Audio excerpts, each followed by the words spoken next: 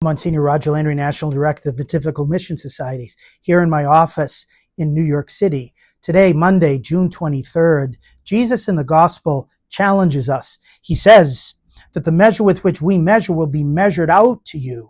And he also says, don't pay attention to the specks in our brothers and sisters' eyes, but to the logs or the planks we have in our own.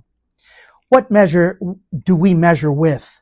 Are we generous with others? Are we pouring ourselves out? Because the more we give, the more we open ourselves up to receive what Jesus himself wishes to give us. And rather than judging others, rather than looking at what they are doing or not doing, Jesus wants us looking at ourselves and looking toward him and giving everything that we have. He held nothing back for us, and he comes within us in order to be able to help us to love by that standard.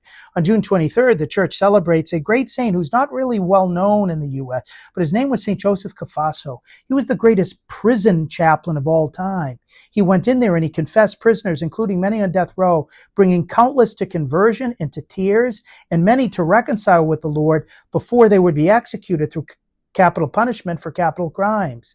His generosity inspired a young boy who was poor in his neighborhood who became the great St. John Bosco. It was Joseph Cafasso who paid out of his generosity for John Bosco to go to seminary. And John Bosco became the great apostle of young people, because the measure with which we measure will be measured back. And he gave without measure.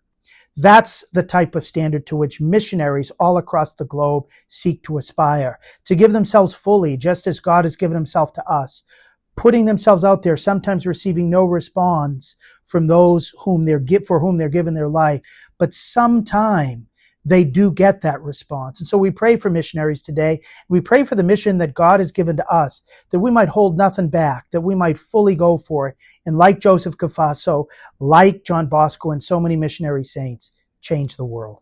God bless you.